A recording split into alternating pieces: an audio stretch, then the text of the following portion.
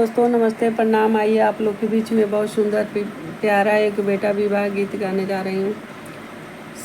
कहाँ से सोना आवे, कहाँ से चानी आवे, अरे माई कहाँ से आवेला दो हे जवा जीव के कारण होई है। कहाँ से सोना आवे, कहाँ से चानी आवे, अरे माई कहाँ से आवेला दो हे जवा जीव के कारण होई है। माया लारी पूछे बहिना दुलारी पूछे, अरे माई भाभी पूछे ली दिलावा लाई तो का हो बाबू दो हे जावा पवनी, अरे माई भाभी पूछे ली दिलावा लाई तो का हो बाबू दो हे जावा पवनी।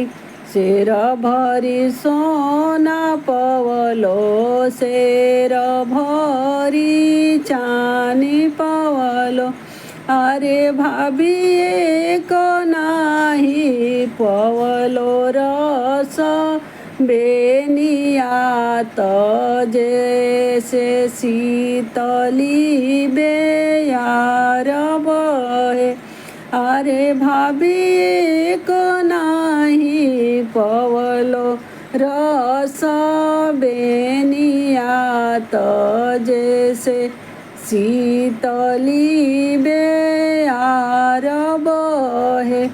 फेरी देहु बाबू जे सोनावा तो फेरी देहु चनिया, फेरी देहु बाबू जे सोनावा तो फेरी देहु चनिया, अरे बाबू कोइले हूँ दूसरा बिया हवा तो हवारा सबनिया मिली है, अरे बाबू कोइले हूँ दूसरा बिया हवा तो हवारा सबनिया मिली है।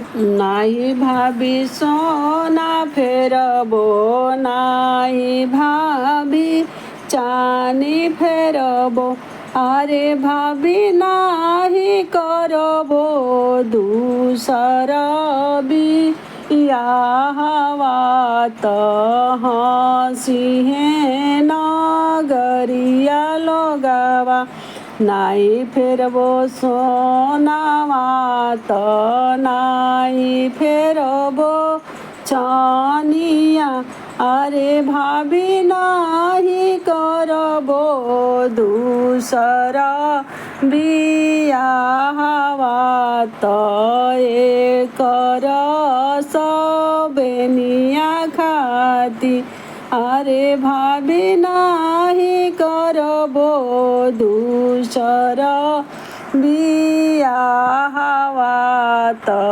एक सबनिया खातिर हंसी है नगरिया लोगवा।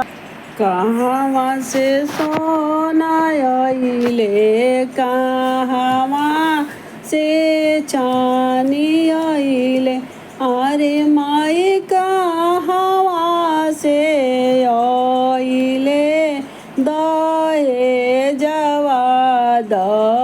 जवा जीव के कारण भइले, अरे माई कहाँ से आइले हे जावा द हे जावा जीव के जंजाल भइले